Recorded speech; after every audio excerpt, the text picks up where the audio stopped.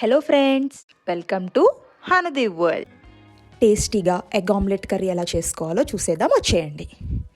ముందుగా ఒక 3 ఎగ్స్ తీసుకుని వాటిని బ్రేక్ చేసుకుని దాంట్లో కొంచెం పసుపు, ఉప్పు, కారం వేసుకుని మంచిగా బీట్ చేసుకొని పక్కన పెట్టుకోవాలి.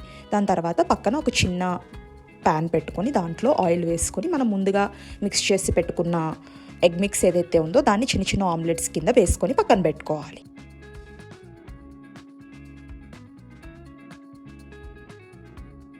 పక్కన ఒక బాండీలో తాలింపు దినుసులన్నీ వేసుకుని బాగా వేగనివ్వాలి.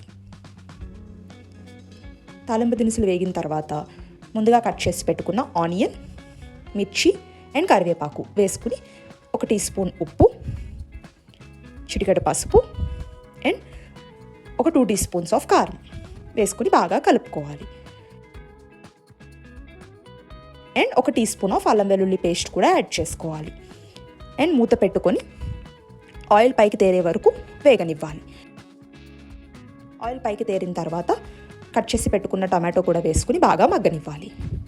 దాని తర్వాత మూత తీసుకొని 1 టీ స్పూన్ ధనియాల పొడి, ఒక 2 టీ స్పూన్స్ గరం మసాలా వేసుకుని బాగా కలుపుకొని ఒక గ్లాస్ ఆఫ్ వాటర్ని యాడ్ చేసుకోవాలి.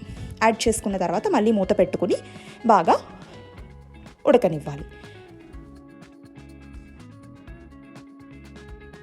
అలా ఉడుకుతూ ఉన్నప్పుడు మనం ముందుగా తయారు చేసి పెట్టుకున్న చిన్న చిన్న ఆమ్లెట్స్ ఏవైతే ఉన్నాయో వాటిని యాడ్ చేసుకుని మళ్ళీ లిడ్ క్లోజ్ చేసుకుని బాగా ఉడకనివ్వాలి.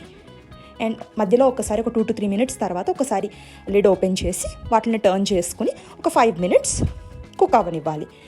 లాస్ట్లో కసూరి మేతి యాడ్ చేసుకుని సర్వ్ చేసుకోవడమే. అలా వేడివేడి అన్నంలో అలా ఆమ్లెట్ అండ్ గ్రేవీ వేసుకొని కలుపుకొని తింటే ఉంటుంది. అబ్బాబ్బాబ్బా, సైడ్ డిష్గా రసంతో తీసుకుంటే చాలా బాగుంటుంది. ఒకసారి ట్రై చేయండి.